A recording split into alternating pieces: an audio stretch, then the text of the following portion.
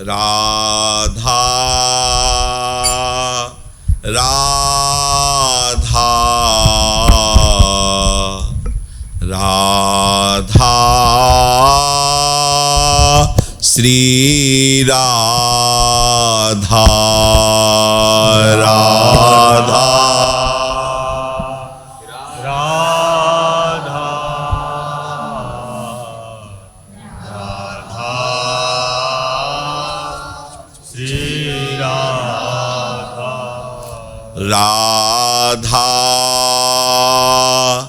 राधा राधा राधा श्री राधा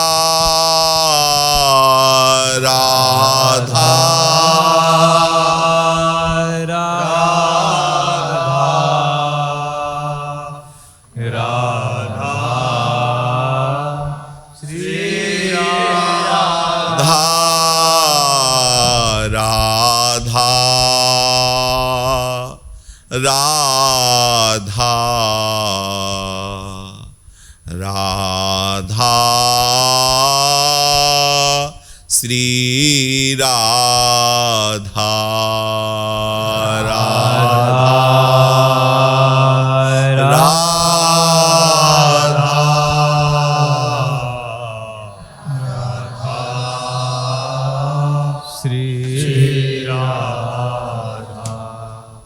सच्चिदानंद रूपाय विश्वोत्पत्त्यादि Hathaway तापत्रय विनाशाय श्री कृष्णाय वयं नुमः। कृष्णाय वासुदेवाय हरे परमात्मने प्रणत क्लेशनाशाय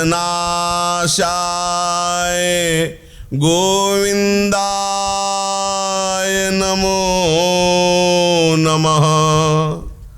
रसघन मोहन मूर्तिं विचित्र केलि महोत्सवोल्लसितं राधा चरण विलोडित रुचिर शिखंडम हरिं वंदे। राधा चरण विलोडित रुचिर शिखंडम हरिं वंदे। श्री राधा वल्लभ लाल की जय।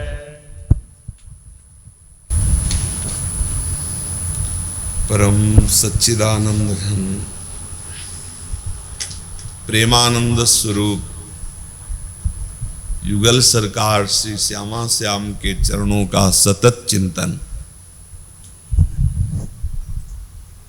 सतत स्मरण, सतत उनका सेवन, यही जीवन का परम विश्राम है। ये अपने हृदय में मनन के द्वारा स्थापित कर लीजिए कि अनंत ब्रह्मांडों में जितना भी वैभव है वो सब इंद्रजाल है, मायाकृत है, मनोरंजन है, माया का मनोरंजन है। अगर विश्राम प्राप्त करना है तो एकमात्र श्री श्यामा श्याम के चरणों का चिंतन, श्यामा श्याम के सुमिरन में मगन रहना, संपूर्ण चेष्टाएं केवल उनकी सेवा के लिए ही होना, चाहे वो व्यवहारिक हो या परमार्थिक हो। हृदय का चिंतन तभी बदलता है जब हम जो बात बहुत सुनते हैं, बहुत करते हैं, बहुत बोलते हैं, वही हमारा चिंतन बन जाता है। विषय की बातें करें, विषय की क्रियाएं करें, विषय की बातें बोलें, तो तो हमारा चिंतन भागवती कैसे हो जाएगा? इसके लिए हमें प्रियालाल की ही बात करनी, प्रियालाल की ही बात सुननी है, प्रियालाल की ही प्रसन्नता के लिए क्रियाएं करनी। जितनी चेष्टा, अपने आप आपका चिंतन भगवत स्वरूप हो जाएगा। एक रस की स्थिति आती है जिसमें फिर चिंतन करना नहीं पड़ता। जैसे कामी पुरुष को कामिनी का चिंतन नहीं करना पड़ता, स्वाभाविक होता है। जैसे लोभी पुरुष को धन का चिंतन नहीं करना पड़ता, स्वाभाविक होता है। ऐसे ही भगवत चरणारविंद के आसक्त चित्त वाले को भजन, चिंतन, सेवन करना नहीं होता, स्वाभाविक होता है। पर उसके लिए हमें अधिक से अधिक श्रवण करना होगा, अधिक से अधिक कीर्तन करना होगा, अधिक से अधिक भागवतिक चेष्टाएं करनी होगी, और सांसारिक चिंतन, सांसारिक कीर्तन, सांसारिक श्रवण रोकना होगा। तभी तो हमारे अंदर ये भागवतिक चिंतन, भागवतिक आनंद की बात आएगी।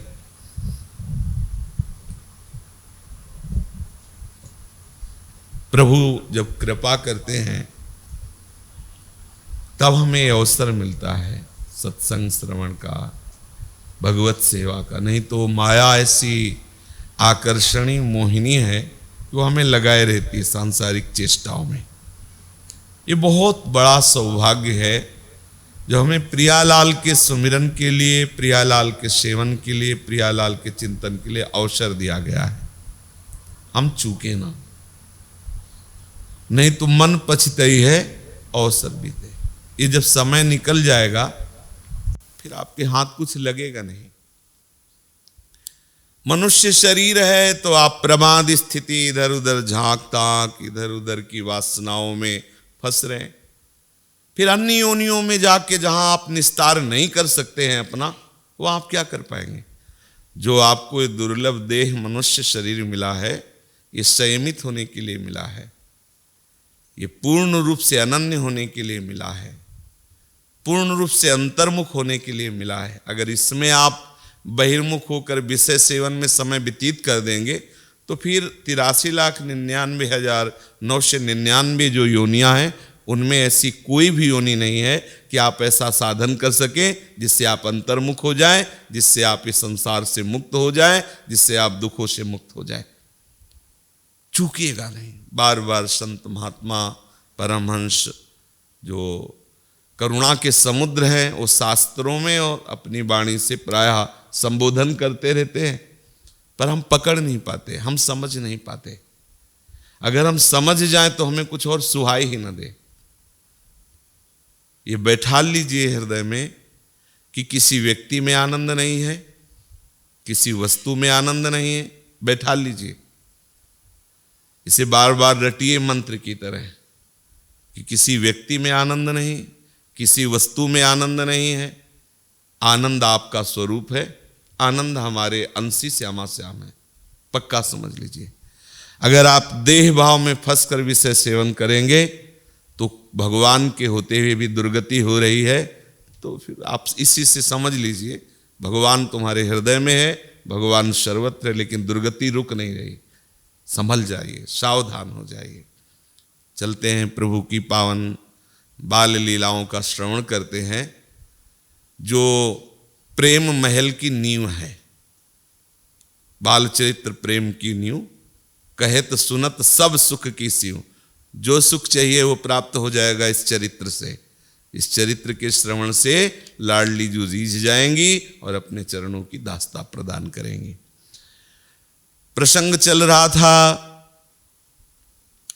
कि बाल गोविंद ने उस ब्रज युवती की कामना पूर्ति की कि कभी लालजू मेरे घर आवें, ऐसे माखन चुरावें और हम उन्हें देखें, फिर पीछे से जाके पकड़ें और उन्हें गले से लगाएं।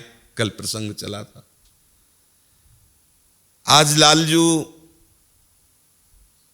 तमाल वृक्ष के चबूतरे पे बैठे हुए हैं, आसपास सब सखागण घेरे हुए हैं। जब उस गोपी ने अपनी घटना सब गोपियों को बताई, क्योंकि फूली फूली घूम रही थी, तो गोपियों ने पूछा कि क्या तुझे मिल गया? कोई ऐसी अमूल्य वस्तु मिल गई? कोई ऐसी निधि मिल गई? जो तू बोल नहीं रही और एक एक रोम रोम से तेरे फूलन आनंद दिखाई दे रहा है। काफी देर तो बोल नहीं पाई, बस इतना बोली, रूप अनूप देखा है, जिसकी उपमा नहीं ऐसा रूप देखा है। फिर काफी देर में जब उसे बाहर प्रकृतिस्थ होने का प्रभु ने ही अवसर दिया, तब वो प्रभु की लीला बोल पाई। नहीं तो बड़े बड़े परमहंस जब लीला चिंतन में डूबते हैं तो बोलने की सामर्थ्य वो प्रभु ही सामर्थ्य देते हैं।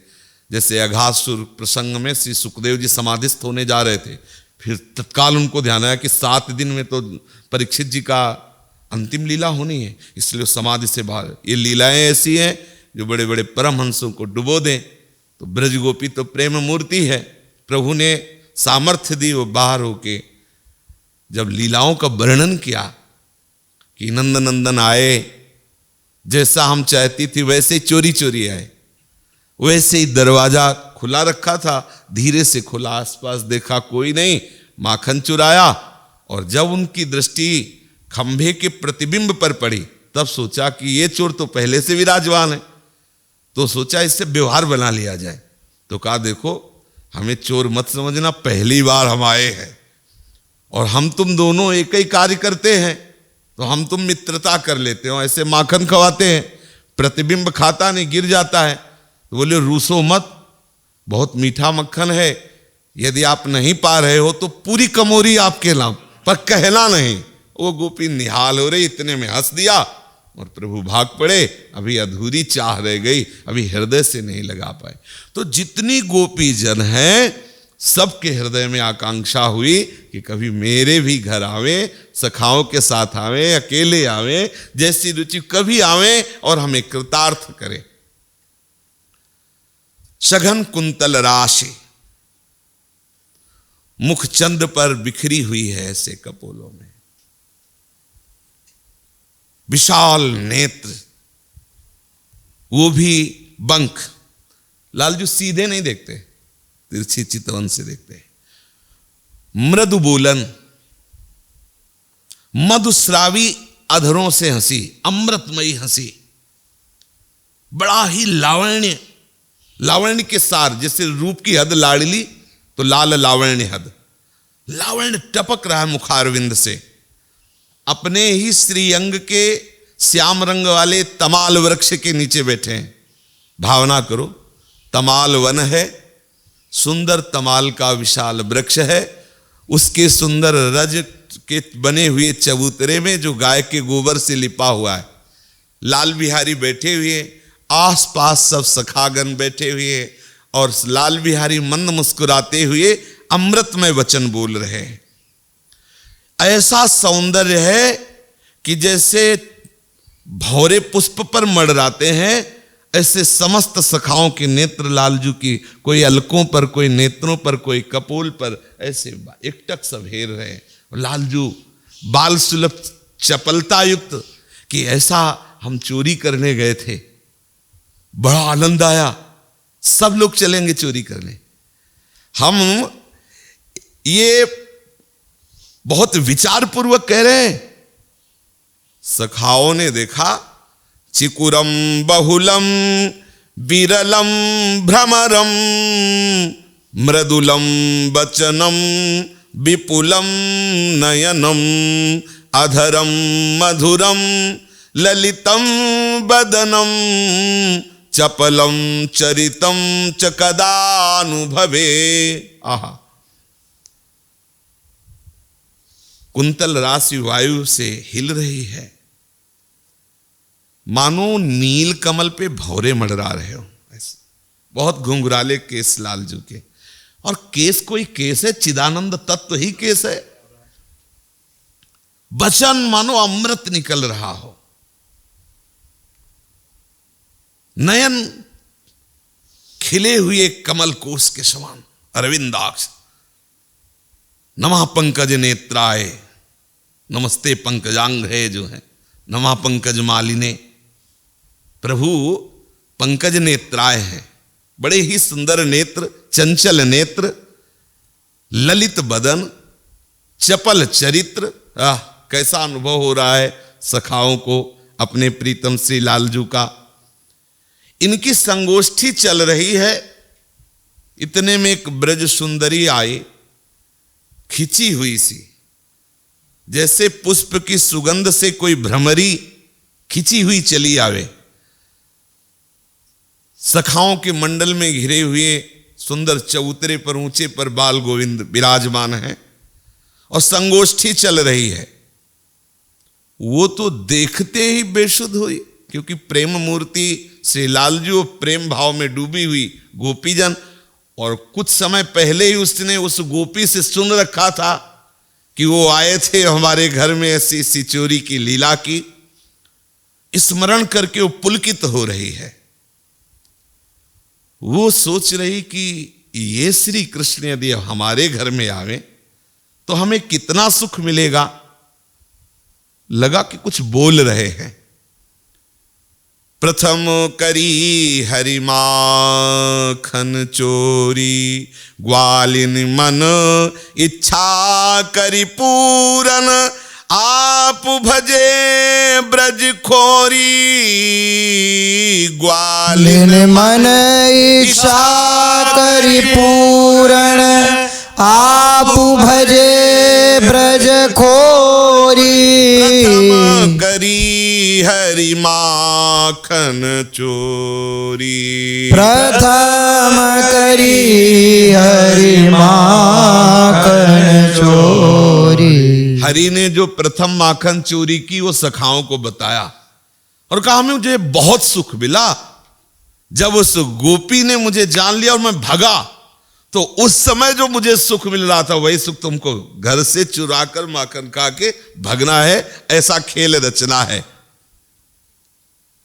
श्री कृष्णचंद्र जी की ये बातें सुन सुन करके वो गोपी मन में विचार कर रही है, क्या मेरे घर प्रभु आवे, प्रभु जैसी उस सखी के यहां गोपी के यहां लीला की वैसी लीला मेरे घर में करें, पर मैं प्रभु से कहूं कैसे, निमंत्रण कैसे दूं। बात करते करते हृदय में आ गई बात प्रभु के, भक्त की बात तत्काल प्रभु के हृदय में। प्रभु ने सखाओं की तरफ से चितवन हटा करके उधर देखा। गोपी तो सहम गई, जैसे हम जो चाह रहे हों और कोई सभा में बोल रहा कि मेरी तरफ देखे और अचानक उसकी तरफ देख ले तो कैसा लगेगा, ऐसा लगेगा, अपार सुख मिलता है।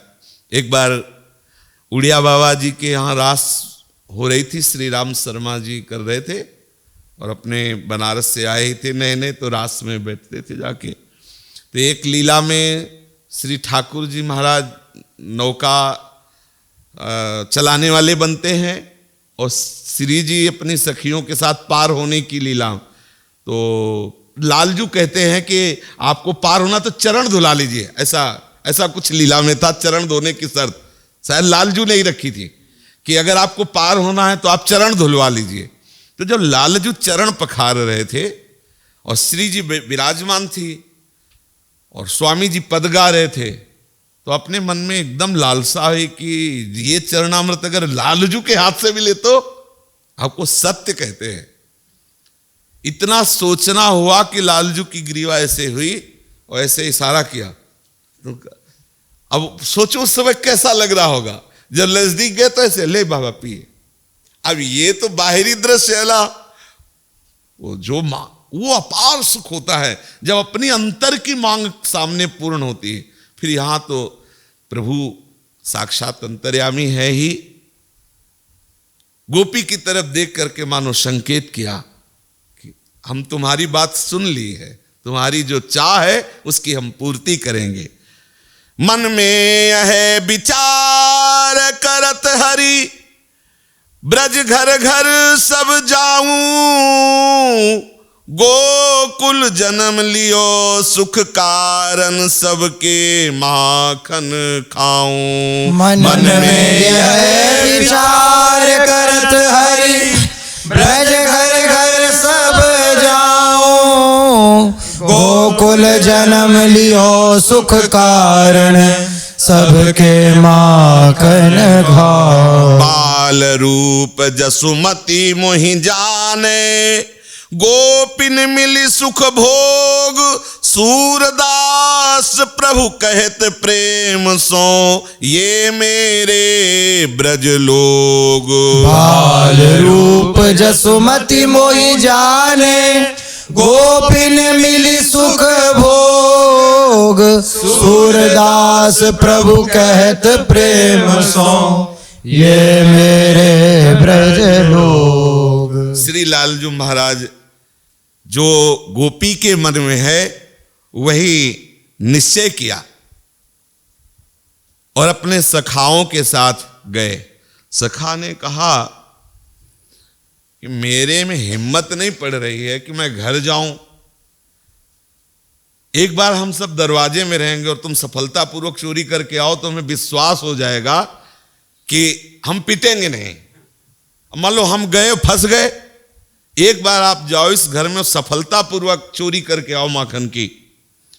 करे हरिग्वाल संग विचार, चोरी माखन खाहु सब मिली, करहु बाल बिहार। करे हरिग्वाल संग विचार, यह सुनत सब सखाहर से, भली कही कन्हाई, हंसी परस पर देत तारी, सोह करी नंदराई। यह सुनत सब सखाहर से, भली कही कन्हाई, हंसी परस्पर देत तारी, सोह करी नंदराई। कहाँ तुम यह बुद्धि पाई, श्याम चतुर सुजान, सूर प्रभु मिली ग्वाल, बालक करत हैं अनुमान। कहाँ तुम यह बुद्धि पाई, श्याम चतुर सुजान, सूर प्रभु मिली ग्वाल, बालक करत है अनुमान। लालजू सब सखाओं को जब दरवाजे के समीप लेके गए उस गोपी के, तो उन्होंने कहा कि कसम नंद बाबा की बड़ा आनंद आया जो तुमने प्लान रचा चोरी का, बहुत आनंद। पर तुम्हें बुद्धि कहाँ से मिली है? ये चोरी की सलाह किस लिए दी? बड़े तुम चतुर हो। आज इस घर में चोरी करके हमें दिखाओ, फिर अगली बार से हर घर में हम साथ चलेंगे आपके। हरि जब बात कर रहे थे तो उस गोपी को कुछ सुनाई दिया, लगा कोई दरवाजे पे है, तो दौड़ के आई और उसने खिड़की के झरोखे से देख, ओ जितने तमाल के समीप बैठे हुए सखा और लालजू सब आए, निहाल हो गई और वो प्रेम विवशतावश दरवाजा पकड़ के पूरी झांकी करना चाहती थी। तो जे ही दरवाजा खोला, चतुर सुजान लाल जी ने इशारा किया सखाओं को कि भागो, मतलब अभी तो अंदर भी ले गए और यहां पकड़ जाएंगे।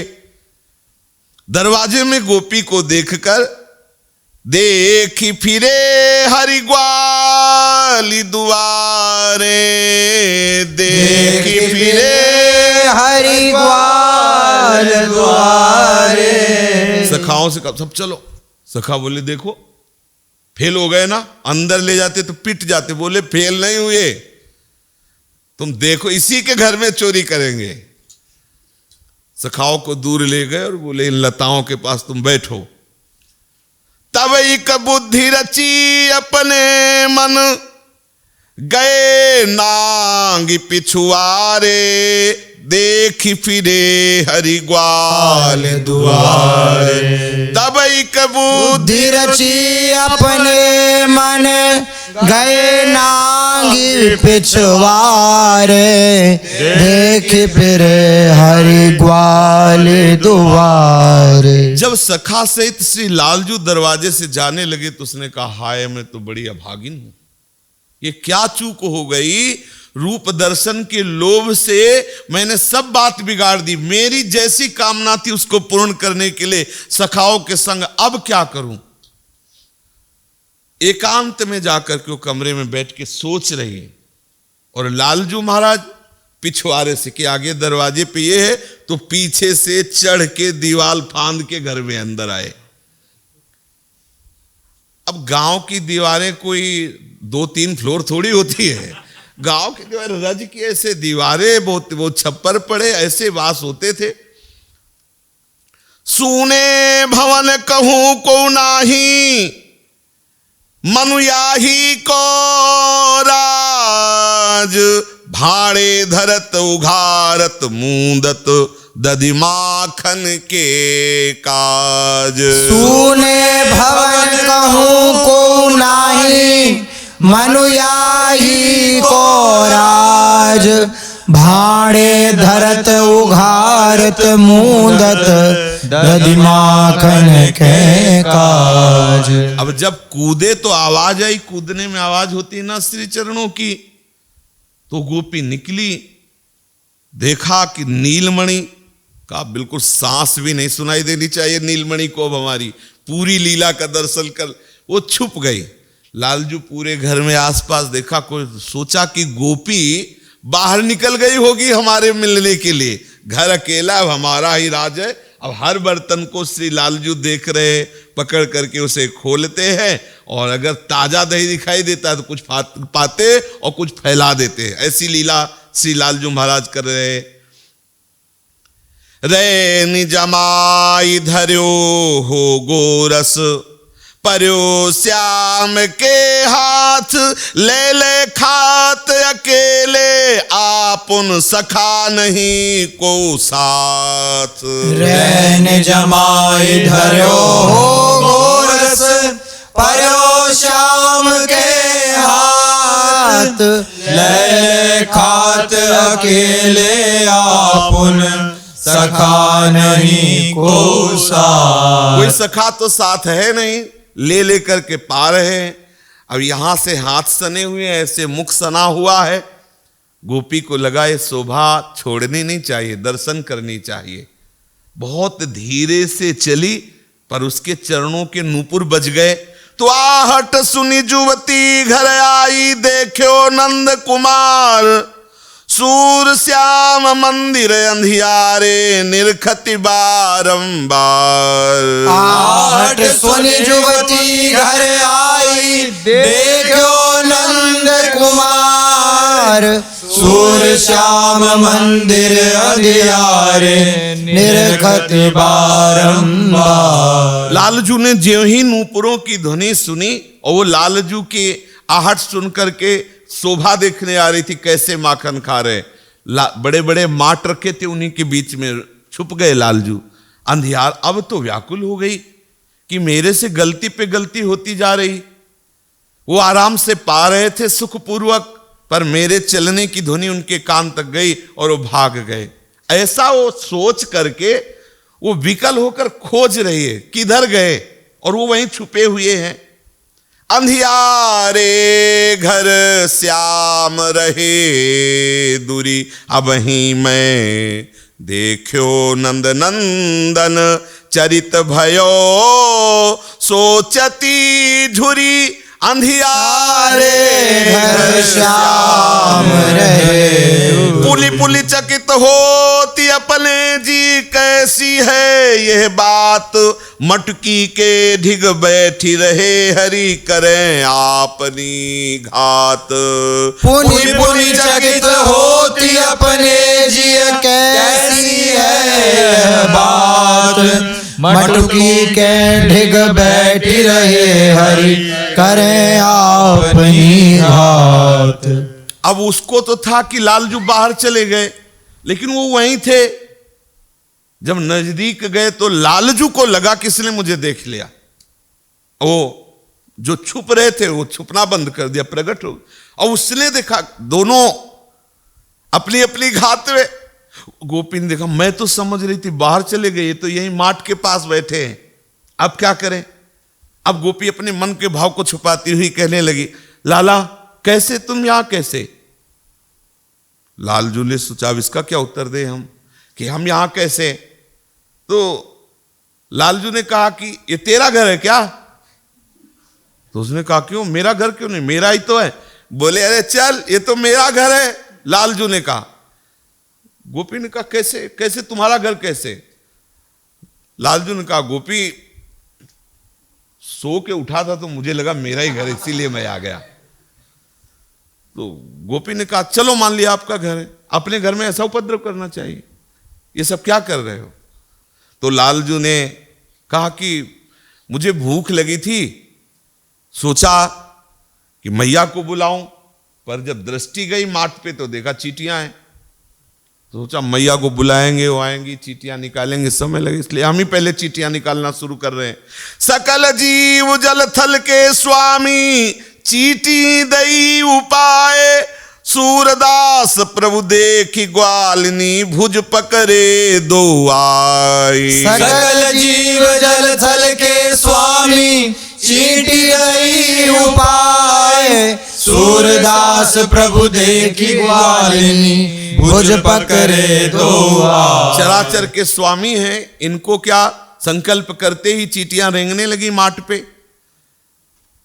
गोपी ने कहा हम समझ रहे तुम्हारी चालबाजी। नजदीक आई, दोनों हाथ पकड़ा, बोले यहां तक हाथ सब दही में सने हुए हैं, ये चींटी निकालने का तरीका है। श्याम कहा चाहत से डोलत, पूछे तै तुम बदन दुरावत, सूधे बोल न बोलत, श्याम कहा चाहत से डोलत, पाए आई अकेले घर में, दधि भाजन में हाथ, अब तुम का को नाव ले उगे, नाहिन को साथ।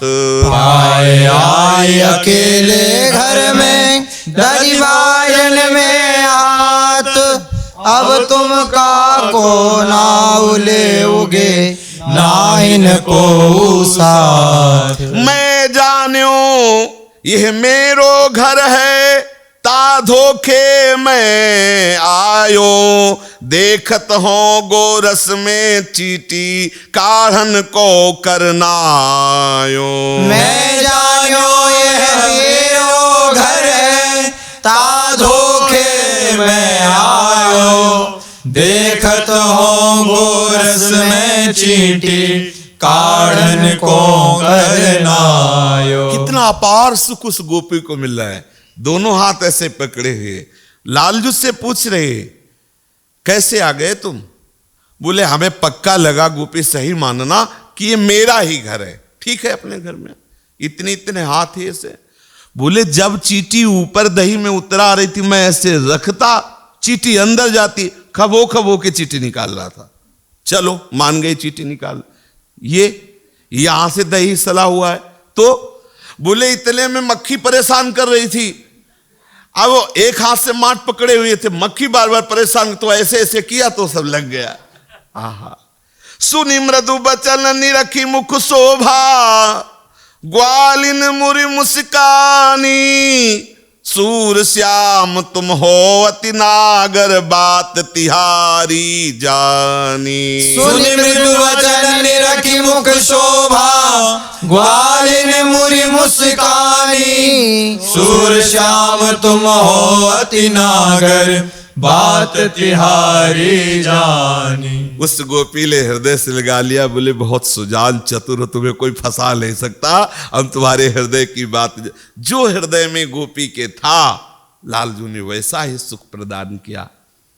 गोपी से प्रेम रस, गोपी को ध्यान करके और गोपी से प्रेम रस प्राप्त करके लालजू आनंद मगन होकर बाहर निकले और सखाओं से कहा देखा, न पिटाई हुई न कुछ, और खा पी के आ गए, और वो राजी है। कोई ऐसा नहीं क्यों नाराज हो। कल से हम सब अपने संग परिकर के साथ ब्रजवासियों के घर में चोरी करेंगे। एक आश्चर्यजनक बात यह हुई कि दूसरे दिन 4 बजे तड़के से ही यशोदा मैया को विशेष अनुराग लालजू के प्रति, प्रतिक्षण वर्धमानम अनुराग है ना, विशेष अनुराग से प्रेरित होकर के, यद्यपि शास्त्रों दास दासियां है, वो स्वयं दही मथने लगी कि अभी लाला शयन कर रहा है। स्वयं दही मंथन में गए और मथ रही हैं।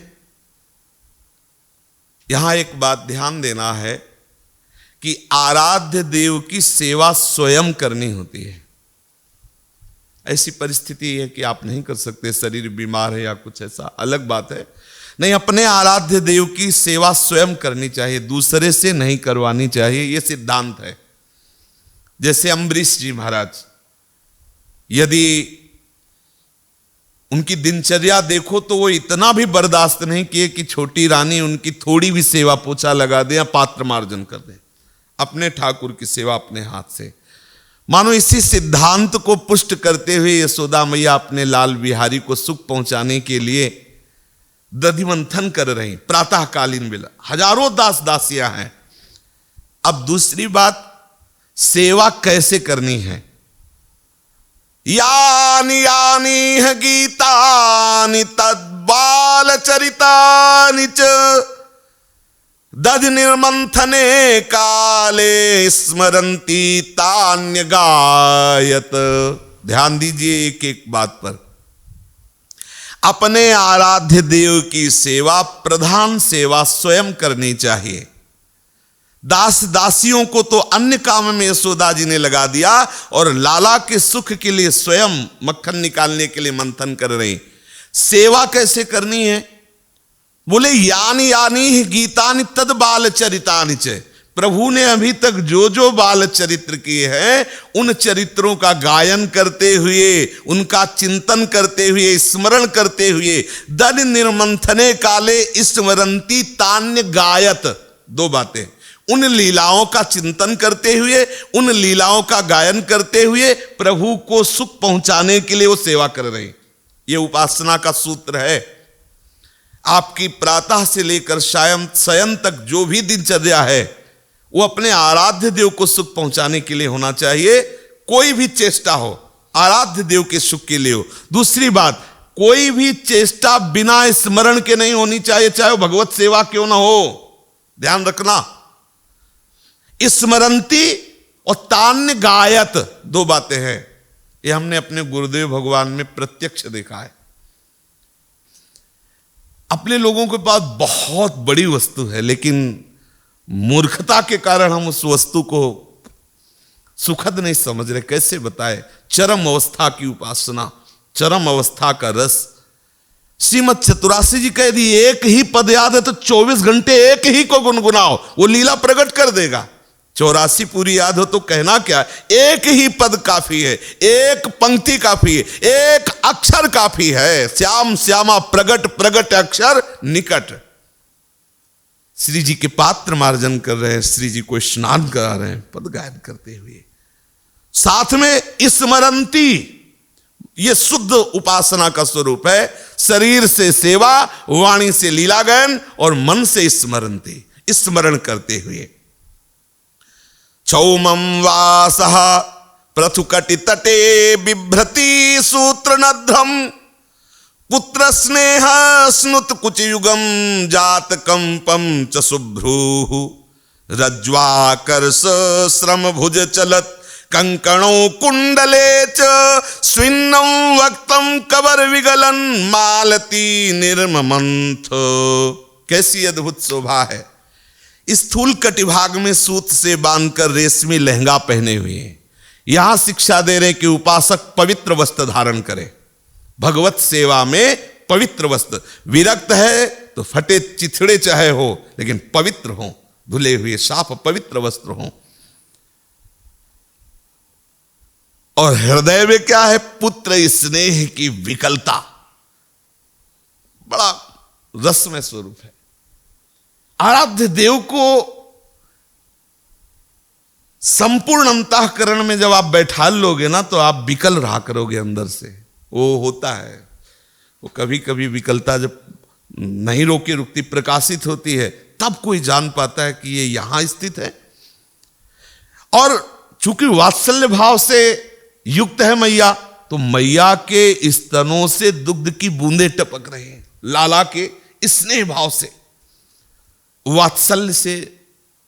संपूर्ण प्रेम जब उदय होता है तो कोई ना कोई रूप धर लेता है। अब यहां वात्सल्य भाव है, जैसे बछड़ा जब गाय के समीप जाता है और वो वात्सल्य भाव से भर जाती तो दूध उतर जाता है कि नहीं उतर जाता।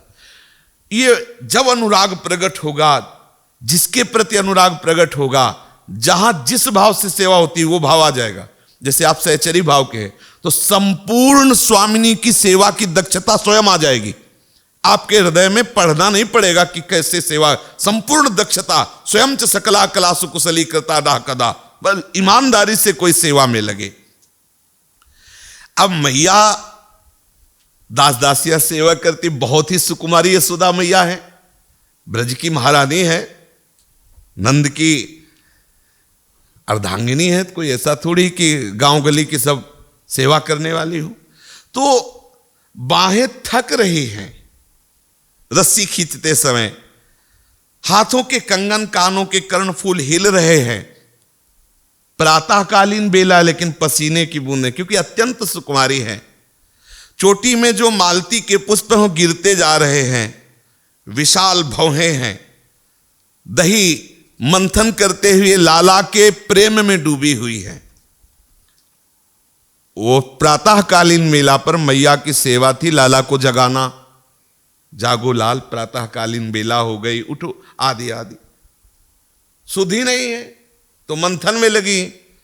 जब लाला ने देखा कोई उठाने वाला नहीं तो उठ गए, आंख मलते हुए देखा मैया है नहीं तो गुस्सा उसी समय से आ गई कि उठते ही मैया हमें पुचकारती थी, चुम्बन लेती थी, हृदय से लगाती थी, बलिहारी करती थी, आज क्यों नहीं है?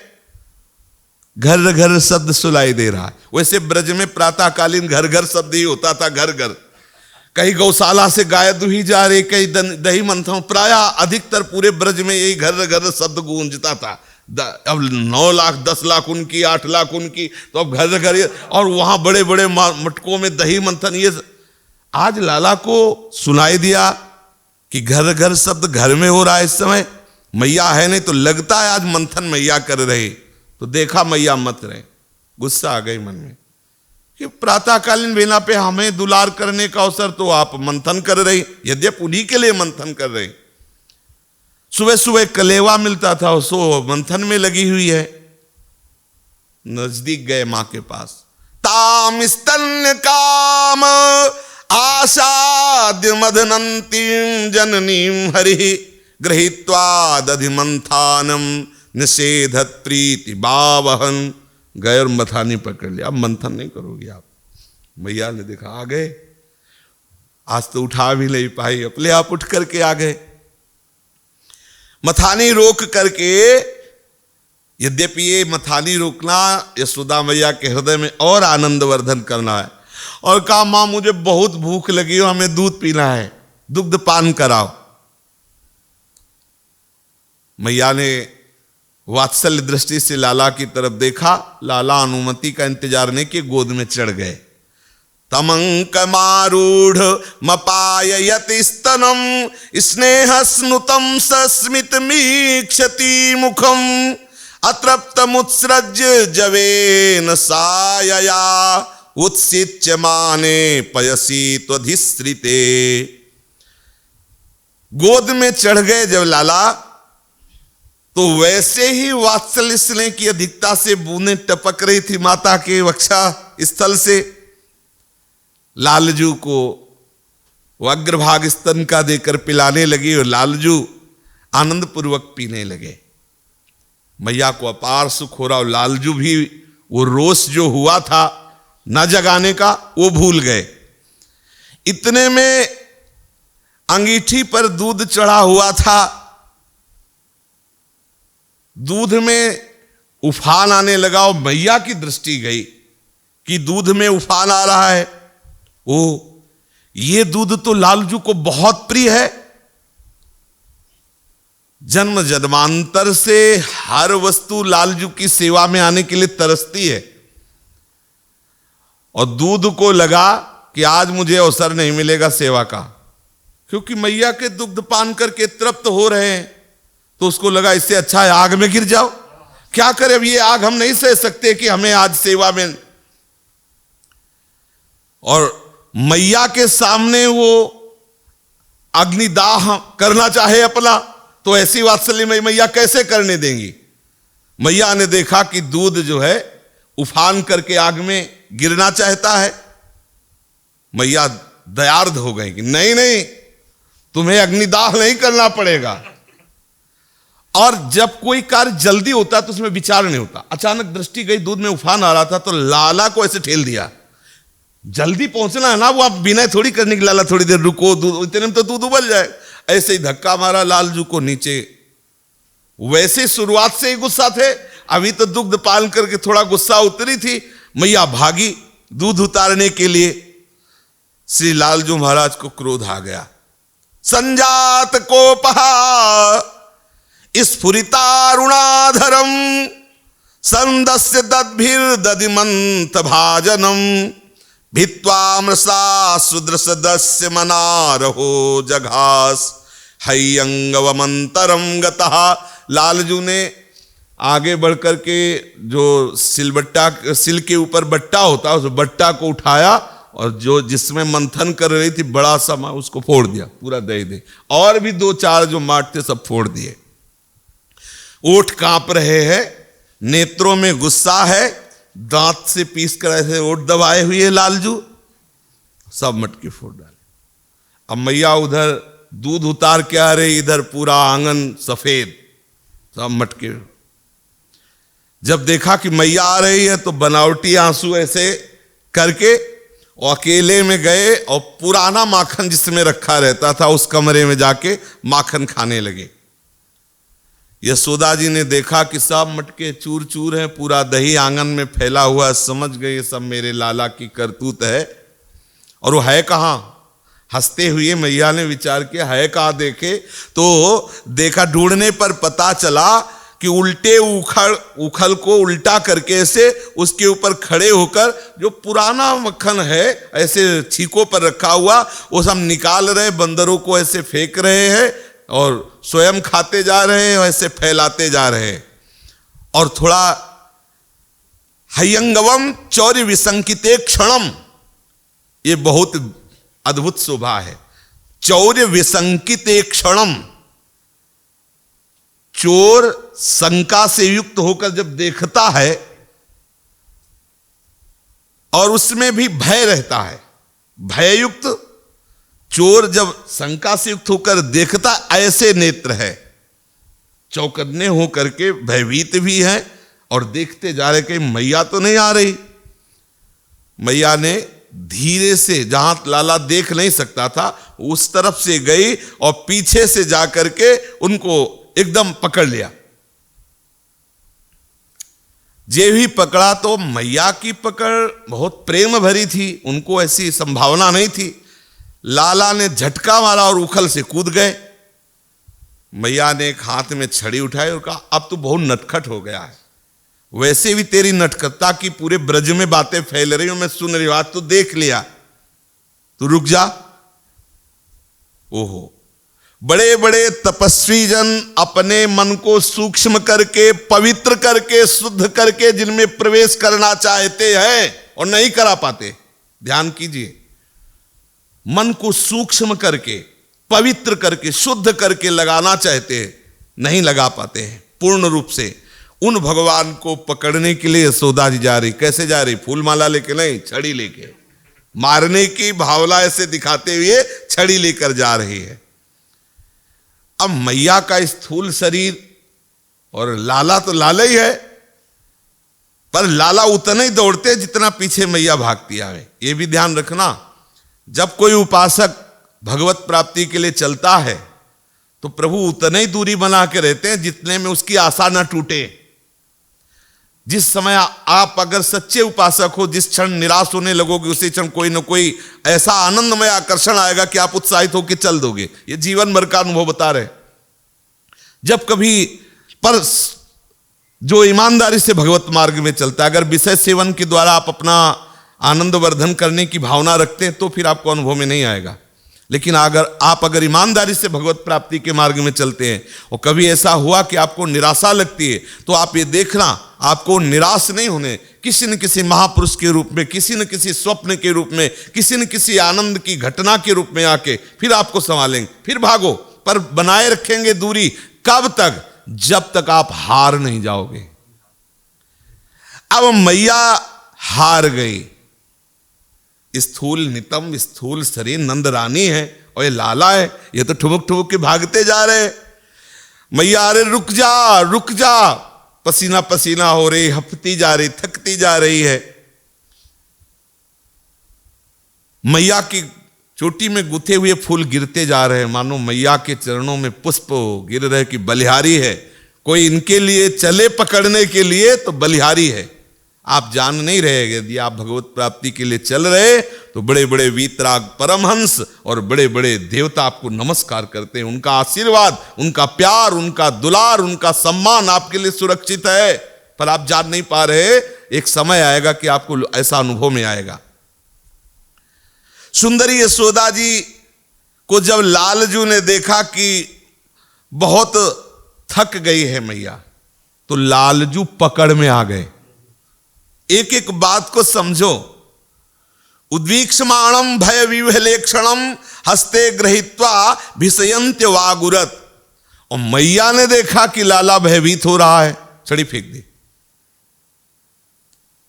लाला को प्रसन्न करने के लिए जब लाला के समीप पहुंचा जाता है तो साधन भी छूट जाता है, वही साधन हो जाते हैं। साधन तब तक है जब तक साध्य का परिचय नहीं हुआ, और जब साध्य का परिचय हो जाता है तो साध्य ही साधन बन जाता है।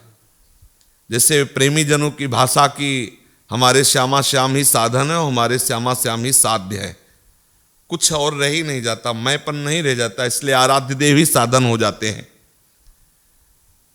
श्री लालजू महाराज पकड़ में आ गए। यशोदा जी पकड़ने का प्रयास कर रहे हैं, लालजू पकड़ में आ जाते हैं। दोनों बातें समझनी है। आपके प्रयास को देख करके वो अपनी दूरी कम कर देते हैं और नजदीक होने लगते हैं। यदि वो भागे और आपको पकड़ाई न देना चाहे तो कोई नहीं पकड़ सकता, वो चाहे भगवान शिव और ब्रह्मा ही क्यों न हो। यो ब्रह्म रुद्र सुक नारद भीष्म मुख्य रालक्षितो न सहसा पुरुषस्य तस्य। पर वो कृपा करके जब देखा कि मैया श्रमित है, पकड़ने का पूरा प्रयास शिथिल हो चुका है, तो उसी समय पकड़ में आ गए। जब ये देख लेंगे प्रभु कि अब तुम्हारा अहंकार खत्म, हार गया तो हारे को जीत मिलती है, ये कि हरि, हारे को हरि मिलते, हरि नाम तो हरि मिलते हैं। अब मैया ने एक हाथ पकड़ा, नजदीक जा करके रोने का शुरू कर दिया। प्रभु ने ऐसा रोना कि मानो बहुत दुखी हैं, बहुत ऐसे। और ये क्योंकि है कि मैया पीटेगी, धमकाएगी, तो पहले ही पीटने से बचने के लिए पहला काम होता है रोना शुरू कर दो। बड़ी सुंदर विलक्षण झांकी है, आंसू एक नहीं है, आंखें मल रहे हैं, कपोलों पर पूरी काजल की स्याही फैल गई है, और ऐसे देखते जा रहे, थप्पड़ तो ले उठ रहा, आंखों से व्याकुलता और भय सूचित हो रहा है। अब यशोदा मैया को लगा तो बहुत डर गया, हाय क्या करूं, वात्सल्य स्नेह उमड़ा और सोचा कि अगर ऐसी अवस्था में हम इसे छोड़ देंगे तो जरूर भाग जाएगा। और भाग गया तो पता नहीं कितने मिनट बाद मिले, कितने घंटे बाद मिले, सखाओं के साथ खेले। और ऐसी स्थिति में मैं छोड़ना नहीं चाहती, क्या करूं, थोड़ी देर के लिए इसे बांध देना चाहिए, फिर खवा पिया के प्रसन्न करके बालकों के साथ भेज। नाराज होके जा रहा है, पता ना कितनी देर में आवे। तो मैया को भी भय है प्यार के कारण, और लाला तो मैया से पिटने के बचने के उपाय में भय दिखा रहा है। मैया ने दासी से कहा रस्सी ले आ, इसको बांध देते हैं, आज इसी उखल में बांध देते हैं। उखल इतना बड़ा और लाल जी इतने बड़े। आश्चर्य, श्री सुखदेव जी कहते परीक्षित आश्चर्य की बात है। क्या आश्चर्य की बात, बड़े बड़े योगी मुनिंद्र जिले ध्यान में धरते, यशोदा उन्हें बांधने जा रही रस्सी से। न चांतर न बहिर्यस्य न पूर्वम न पिचा परम पूर्वापरम बहिश्चांतर जगतो यो जगच्चय। आहा, जिसमें न बाहर है न भीतर है, न आदि है न अंत है, जो जगत के पहले भी थे, बाद में भी रहेंगे, इस जगत के भीतर भी वही है, बाहरी रूपों में भी वही है, और क्या जगत के रूप में भी वही है। आज मनुष्य का रूप धारण किए हुए जो बाल गोविंद ने, यशोदा मैया उन्हें रस्सी पीछे से लगा के उखल में से बांध रही। लाल जी महाराज जी के पीठ में उखल है, ऐसे पीछे से रस्सी लेके उन्हें बांध रहे हैं। उधमी नटखट, अब आगे से ऐसा करेगा, ऐसे बड़बड़ाती जा रही और रस्सी से बांध। लाला मंद मंद मुस्कुराने, इनकी मुस्कुराहट से माया का प्रादुर्भाव हुआ है। लालजू की मुस्कुराहट माया। अब वो रस्सी 2 अंगुल छोटी हो गई। तब दासी से कहा दूसरी लाओ, ये छोटी हो गई है। दासी दूसरी लाई, तो दूसरी नहीं कि वो हटा दी, वो दूसरी नहीं, उसी में जोड़ दी। जे ही जोड़ करके बांधने की चेष्टा की, यदासी तदपि न्यूनम तेनान्यदपि संदधे तदपि द्वे अंगुलम न्यूनम यद यदा दत्त बंधनम। वो भी 2 अंगुल छोटी हो गई। अब पूरे घर की रस्सियां, नंद बाबा के यहां अगर नोवा जोड़ दिया जाए, नोवा जो गाय के पैर में लगता है, तो जानते हो कितनी रस्सी हो जाएगी? क्योंकि लाखों गैया एक साथ बहुत से सेवक दोहते हैं, तो कितने नोवा होंगे और कितनी रस्सियां होंगी। सब आ गई रस्सी, यहां तक कि पड़ोस की भी रस्सी आ गई और 2 अंगुल छोटी। यशोदा मैया आश्चर्यचकित होती जा रही कि 2 अंगुल छोटी है।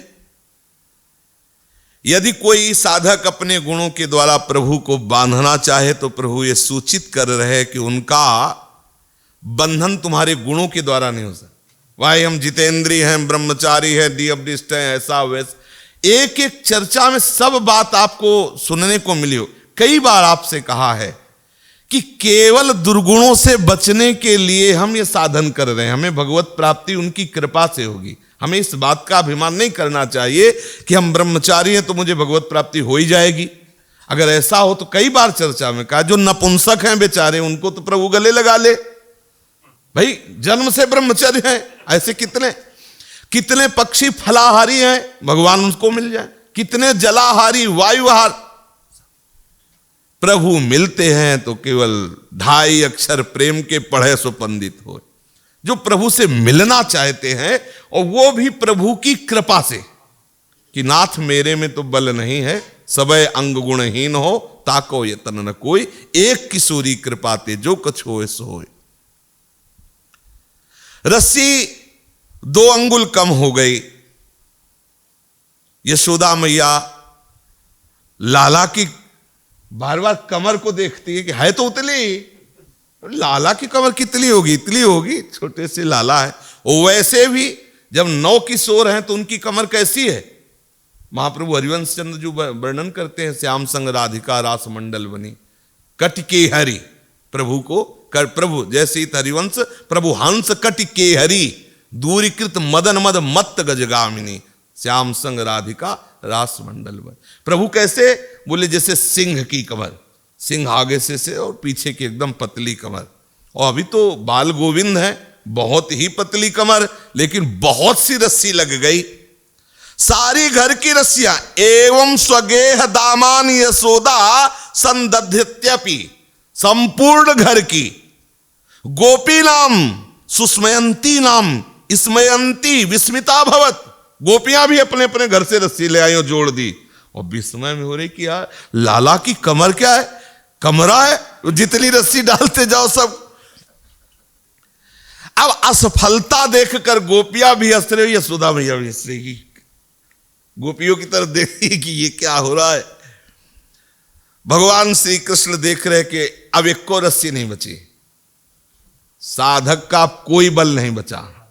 जैसे गजेंद्र नहीं कि अब की झटके में बस डूब गया तो हरि आ गए, कोई बल नहीं, अपबल तपबल और बाहुबल चौथो बल है दाम, सूर किशोर कृपा ते हारे को हरिनाम।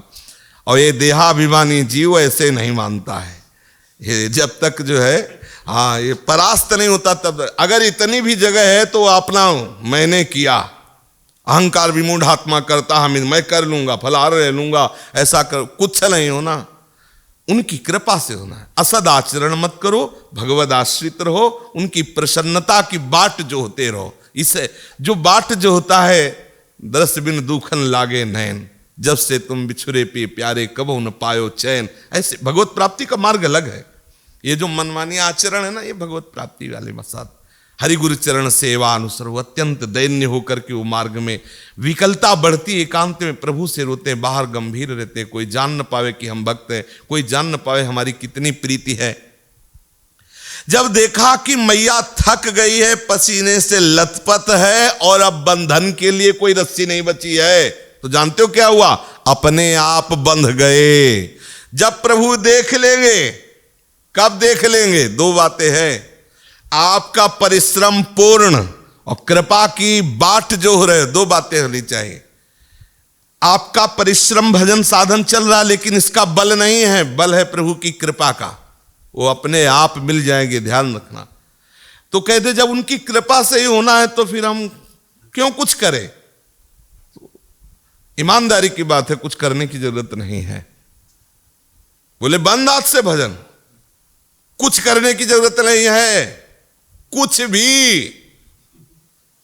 भी रह सकते हो वैसे, क्योंकि प्रकृति बलवती आपसे कराएगी।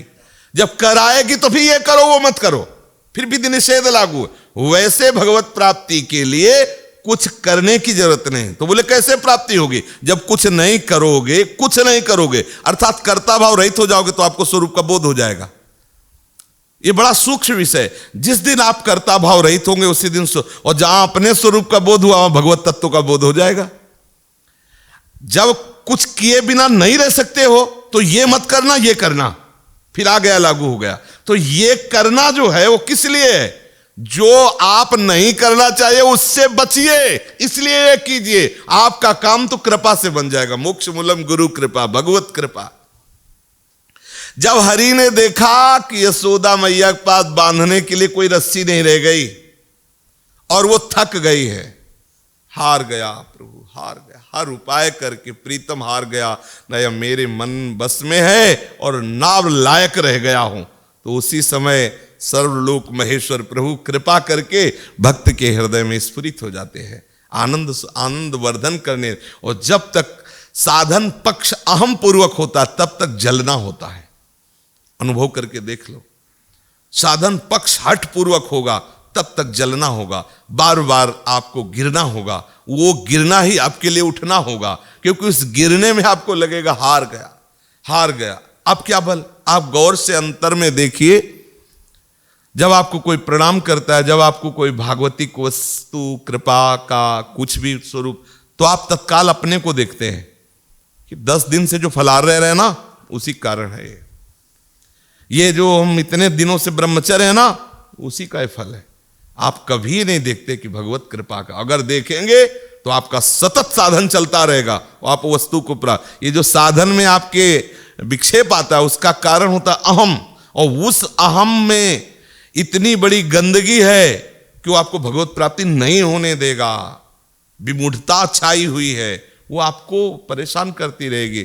तो क्या ऐसे करुणा सिंधु श्री हरि के होते हुए ऐसी गंदी बात हमारे अंदर रह पाएगी? अहंकार सबसे बड़ी गंदगी, यही हमारे जन्म मरण का है। संस्कृति मूल सूल प्रद नाना, सकल शोक दायक अभिमाना, और ताते करें कृपा निधि दूरी, सेवक पर ममता आति भूरी।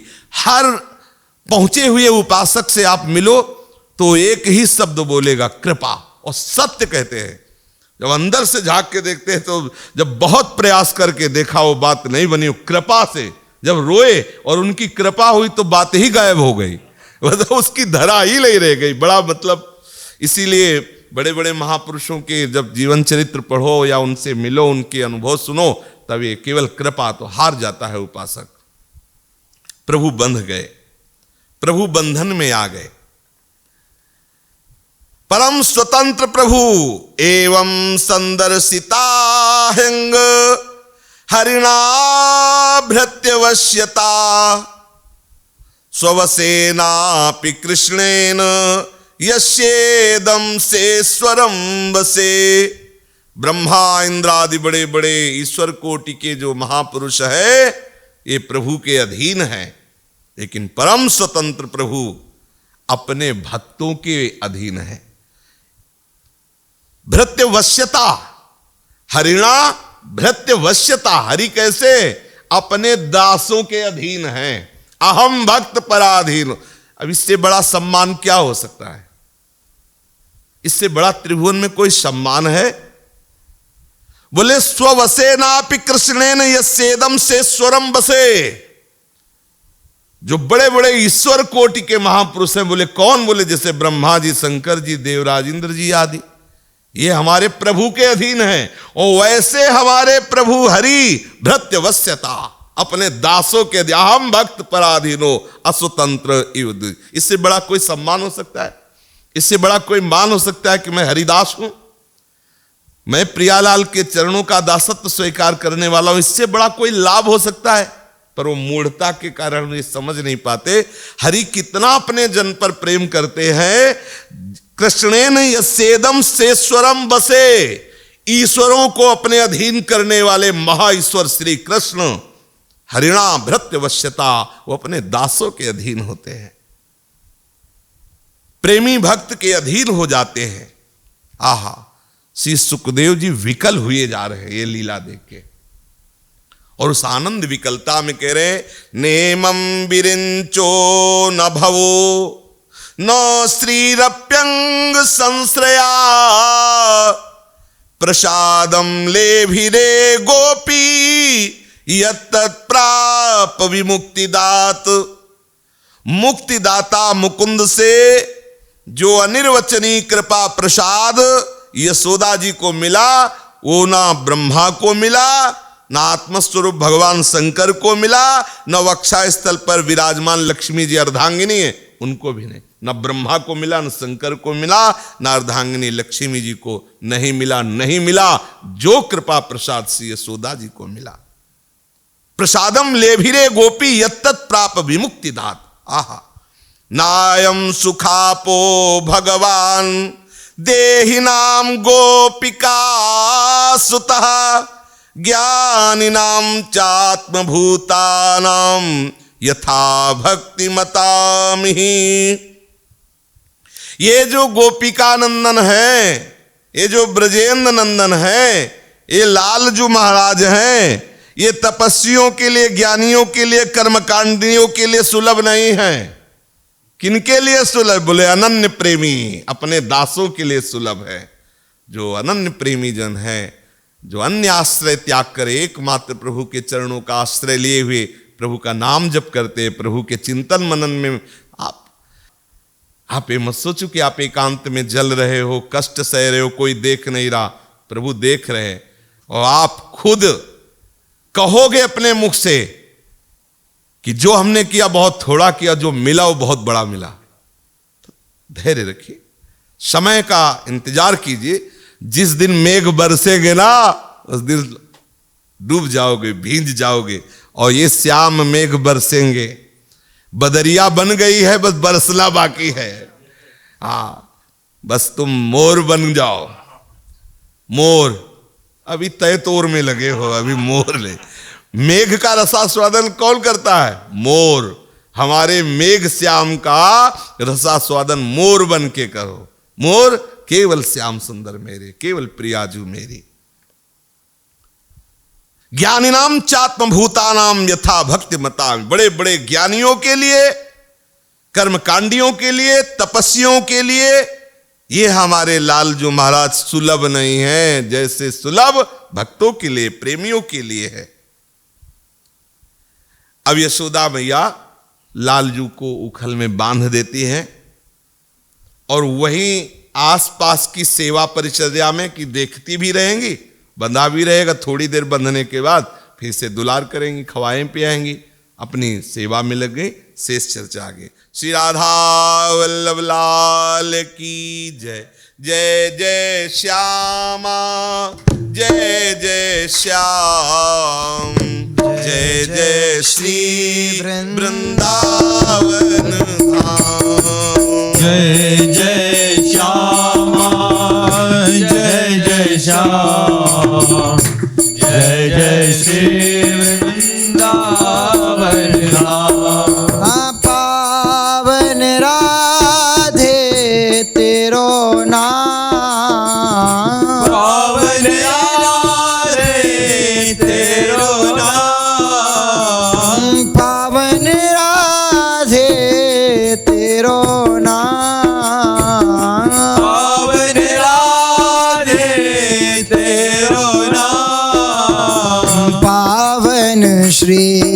वृंदावन धाम, पावन श्री वृंदावन धाम। जय जय श्यामा जय जय श्याम, जय जय श्री वृंदावन धाम।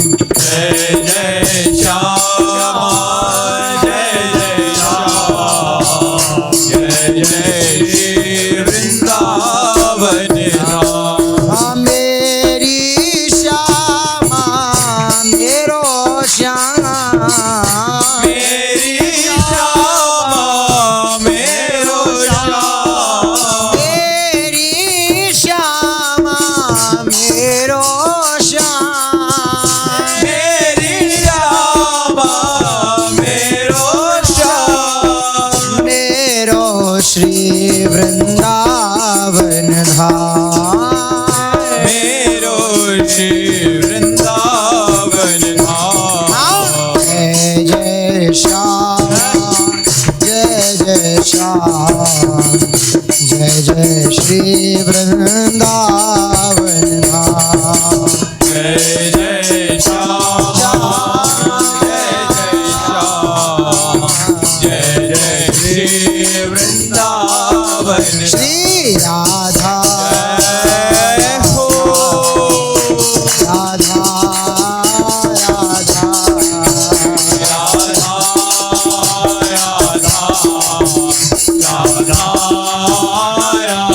राधा। श्री राधा राधा राधा राधा,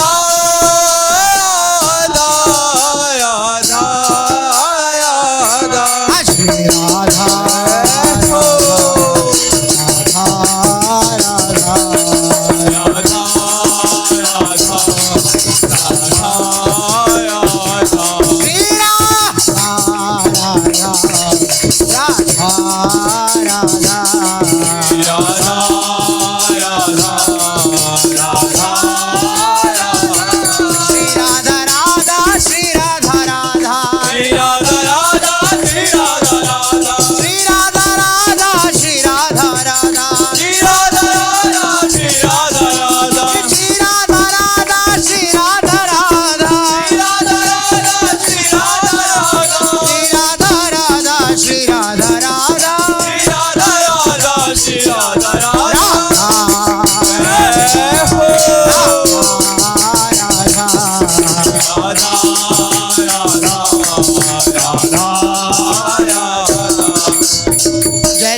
नवनिवृत्त कुंज विलासी श्री राधा वल्लभ लाल की जय। महा महाप्रभु श्री हरिवंश चंद्र जी महाराज की, श्री हित सेवक जी महाराज की, समस्त सहचरी वृंद की, श्री वृंदावन धाम की, श्री यमुना रस रानी की, समस्त संत हरि भक्तन की, श्री सद्गुरुदेव भगवान की जय जय श्री राधे, जय जय श्री राधे।